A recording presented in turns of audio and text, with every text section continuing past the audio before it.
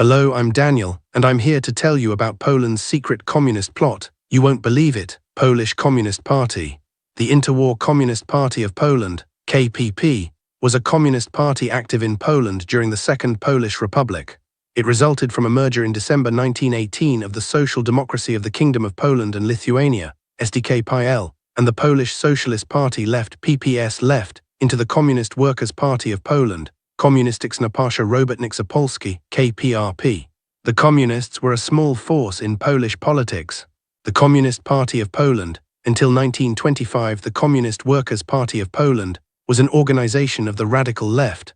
Following the ideas of Rosa Luxemburg, the party's aim was to create a Polish Socialist Republic, to be included in the planned pan-European Commonwealth of socialist states.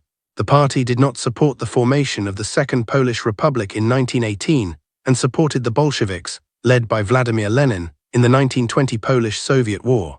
The views adhered to and promulgated by the leaders of the KPP, Maria Kossucka, Adolf Warski, Maximilian Horwitz and Edward Prochniak, led to the party's difficult relationship with Stalin. The Communist International Comintern condemned the KPP for its support of Joseph Pilsudski's May coup of 1926, the party's May era. From 1933, the KPP was increasingly treated with suspicion by the Comintern. The party structures were seen as compromised due to infiltration by agents of the Polish military intelligence. Some of the party leaders, falsely accused of being such agents, were subsequently executed in the Soviet Union. In 1935 and 1936, the KPP undertook a formation of a unified worker and peasant front in Poland, and was then subjected to further persecutions by the Comintern, which also arbitrarily accused the Polish communists of harboring Trotskyist elements in their ranks. The apogee of the Moscow-held prosecutions, aimed at eradicating the various deviations and ending usually in death sentences, took place in 1937–38, with the last executions carried out in 1940. KPP members were persecuted and often imprisoned by the Polish Sanation regime, which turned out to likely save the lives of a number of future Polish communist leaders, including Bolesław Bierut, W. Ladisław Gomulka, Alfred Lamp, Edward Ochab, Stefan Jedrzejowski, and Aleksander Zawadzki. Among former KPP members transferred during World War II from the Soviet Union to Poland for conspiratorial work were Mieczysław Moczar and Marian Spychalski. During the Great Purge, 70 members and candidate members of the party's Central Committee fled or were brought to the Soviet Union and were shot there. Along with many other activists, almost all prominent Polish communists were murdered or sent to labor camps. The Comintern, in reality directed by Stalin, in 1938 had the party dissolved and liquidated. Poland's secret communist plot, you won't believe it. The KPRP was founded on 16 December 1918. It joined the SDKPiL, one of whose leaders was Rosa Luxemburg, and the PPS left. It followed the program of the former. Unification of the trade union movement was a prime objective behind the merger. The members of the new party organized workers' councils in Poland, which competed with the more popular Polish Socialist Party, PPS, units for working-class support. The KPRP remained a small minority of the leftist movement, in part because of Luxemburg's position that Poland should remain a province of Russia rather than regain independence.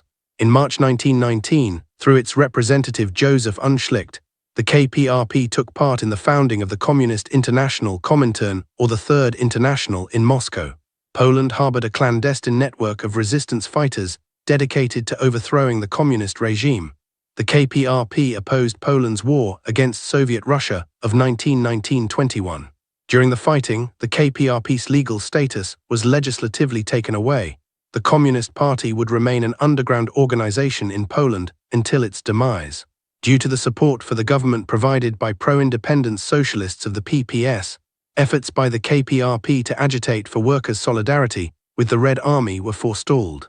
However, at the height of the Red Army offensive, the Provisional Polish Revolutionary Committee was formed on 2 August 1920. It consisted of Julian Marchluski, Felix Dzierżynski, Felix Kohn, Joseph Unschlicht, and Edward Prochniak. Its establishment brought no political gains for the party. The traditional Marxist position on the land question as understood by the Polish Marxists was abandoned in favor of Vladimir Lenin's views. Poland's secret communist plot, you won't believe it. The period of 1921–1926 saw relative political freedom in Poland, and the KPRP took advantage of the opportunities. Gains in membership were initially made from the ranks of the reformist workers' organizations, and in the late 1920s from a left-wing faction of the PPS, led by Stanislaw Lankucki and Jerzy Czeszko-Sochacki. They joined the KPRP, giving the party representation in the same Polish legislature. Gains were also made from the General Jewish Labour Bund in Poland, when a faction led by Aleksander Mink joined, and from two smaller Jewish socialist groups, Pole Zion and the United Jewish Socialist Workers' Party Vereinigt. In the eastern borderlands, the KPRP and then KPP operated as the Autonomous Communist Party of Western Ukraine, KPZU, and Communist Party of Western Belarus, KPZB. Substantial growth in membership was experienced there at this time. In the area of operation of KPP proper, Western and Central Poland, numerically dominated by ethnic Poles, 22–26% of the members were Jewish, according to the party sources. In 1922, the leadership consolidated around Adolf Warski, Maximilian Horwitz, and Maria Kossucka of the majority faction, more moderate and dominant in the party until at least 1924. The minority faction was later led by Julian Leszczynski. The party founded the Red factions within the unions. An electoral list called the Union of Town and Country Proletariat was constructed, and the party managed to win 130,000 votes and 2 parliamentary seats in the legislative election of November 1922. The party's second congress gathered in Moscow in August 1923. The leadership overhauled the party program, particularly with regard to the land and national questions, where more Leninist policies were adopted. Autonomous sections of the party were recognized as needed in Poland's eastern regions, which were heavily inhabited by ethnically non-Polish groups, Western Ukraine and Western Belarus. Within the Communist International Comintern, the Polish leaders aligned with Grigory Zinoviev and not with the embryonic left opposition. The Polish party was independently minded, and in the Polish Commission convened at the Comintern's 5th Congress, 1924, made efforts to defend both Leon Trotsky and Heinrich Brandler, the leader of the Communist Party of Germany. The main prosecutor in the case against the Polish leadership was Julian Leszczynski, but the Polish Commission was chaired by Stalin. Leszczynski was appointed, without reference to a party congress, to the new party central committee.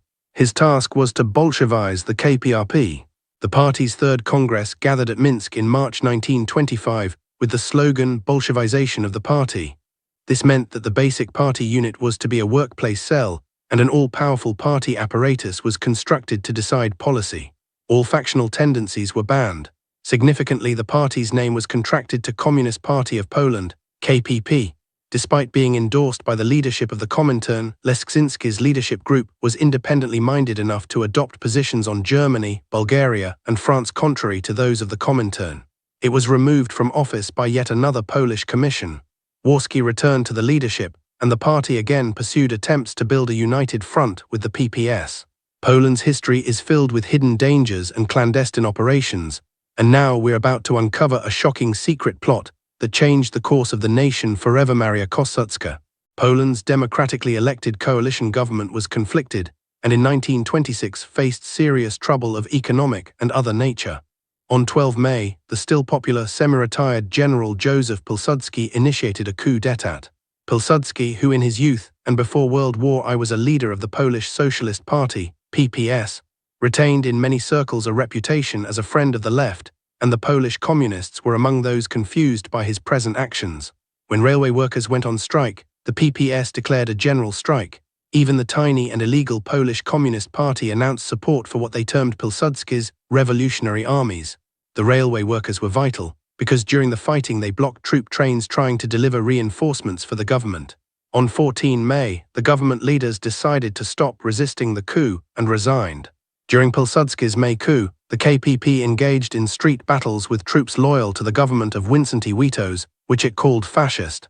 The KPP leaders directly aided the coup, for which they would pay a steep price.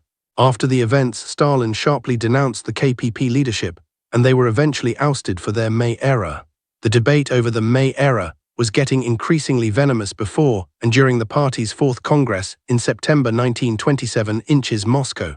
In the aftermath, 2 representatives of the Comintern were placed on the Polish party's Central Committee, the Finn Otto Will Kusanen and the Ukrainian Dmitry Manuilski. The KPP was no longer in a position to exercise any independence of thought and action. Despite the internal factional struggles, the party grew during this period, attracting support from the minorities and among the working class. It participated in the 1928 Polish legislative election. However, the removal of the Warski Group from leadership resulted in the party plunged into isolation as it embarked on the third period. Endorsed by the KPP's Fifth Congress in 1930, the third period saw the party routinely describing the PPS as fascist, and revolution was claimed to be imminent. As the country was hit severely by the Great Depression, the KPP became embroiled in a new internal struggle. Poland's secret communist plot is a story of intrigue and betrayal that will shock you to your core. Adolf Warski. The Popular Front strategy was pursued by the KPP in the mid-1930 seconds. The KPP pressed both the PPS and Bund for unity, which both rebuffed. The Communists tried to infiltrate organizations alien to the workers' movement, such as the Peasant Party and even Catholic groups. Unity of the left remained an impossible goal, however. Many militants of the KPP joined the international brigades to fight the nationalists during the Spanish Civil War. The Dabrowski Battalion, named for the hero of the Paris Commune, was led by the KPP, but counted among its members many PPS workers and other non-KPP volunteers. Poland's history is filled with hidden dangers and clandestine operations, and this video reveals a shocking communist plot you won't believe. Decision of Presidium of Executive Committee of Comintern, IKKI, from 16.08/1938 dissolving Communist Party of Poland. Signatures: Georgi Dimitrov, Manuilski, Moskvin, Kusenin, Florin, Ercoli. Full original text of document. In the mid and late 1930 seconds, the KPP became a victim of paranoia and suspicion that engulfed the communist movement led by Joseph Stalin. It culminated in the Moscow trials and purges. A number of KPP members were accused of being agents of institutions of Sanation Poland and liquidated. Next, almost the entire leading cadre of the party became embroiled in the purges and murdered. Many were summoned to Moscow for consultations. Among those killed were Albert Bronkowski, W. Ladisław Stańkrajewski, Joseph Unschlicht, Adolf Warski, Maria Kossucka, Maximilian Horwitz, Julian Leszczynski, Stanislaw Babinski, Jerzy Hering, Joseph Felix Siszewski, Tomasz Dabel, Saul Amsterdam, Bruno Jasiński, and Witold Wonderski. The leaderless party was then accused of Trotskyism among other deviations. On August 16, 1938, dissolved by the Comintern. Most of the KPP activists perished in the Great Purge, but among those who survived were some of the future leaders of Communist Poland. Poland's secret communist plot, you won't believe it. The KPP was guided by Marxist ideology under a strictly orthodox interpretation. It opposed the establishment of a politically independent Poland. Its activists functioned as party members and government officials in Soviet Russia. The KPP was against land reform, distribution of property to landless peasants. It aimed to organize the working class and to unify the trade union movement. It adhered to policies established by the Comintern in Moscow. Its status was illegal, as it refused to register as a political party.